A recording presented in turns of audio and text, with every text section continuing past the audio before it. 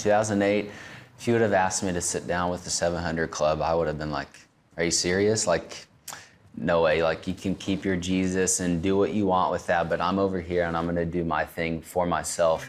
It's crazy to think what God can do to someone who is so obsessed with himself, lay him flat on his face and say, David, you're not gonna be the ruler of your life. Just looking back at when I had this dream of wanting to become an Olympian and that pursuit towards that goal, I tried to fill that with whatever I could because I thought ultimately this would bring me happiness and joy. And it was all for David's glory, all for what David wanted, and I didn't worship anyone else besides myself. Everything that I thought of, everything that I pursued was for my own gain.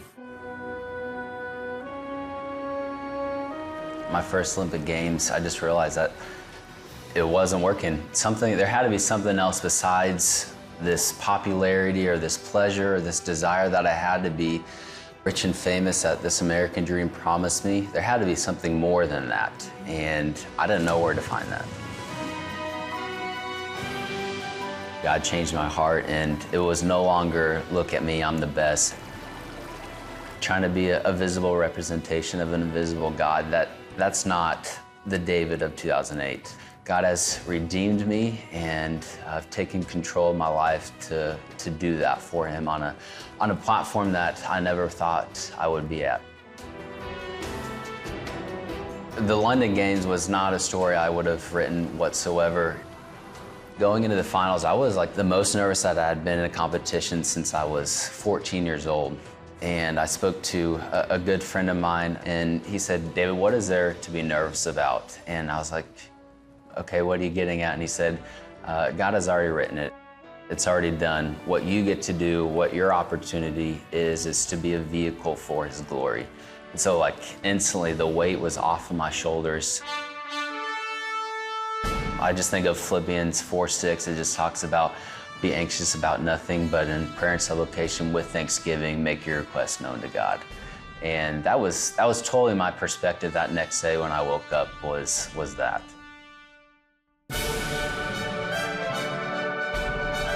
My 6 dives in those finals, I was thinking about 2 things. I had one cue, one thing to think about of my takeoff, so making it strong, and the other one was something my coach Adam Soldati and I kind of made up years before the Olympics, and it was 4-6, and it just goes back to Philippians 4:6. That's be anxious about nothing.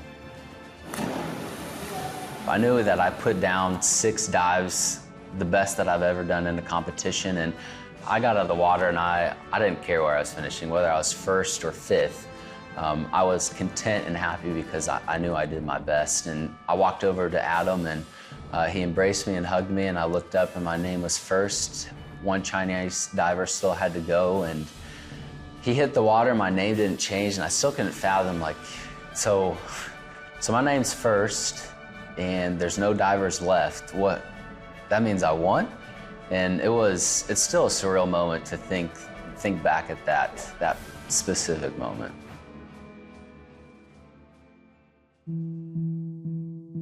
Three months after the Olympics in 2012, I got married to my wife, Sunny, and then 2 years after that, we had our first child, Dakota. And so I get to be dad. I get to be David, the husband, and it's a totally different thing. God has grown me so much in my communication with my wife. First year after the Olympics, it was atrocious, just me trying to communicate and learn how to navigate marriage, and he's grown me in that so much, and then ultimately trying to raise a little girl that fears the Lord.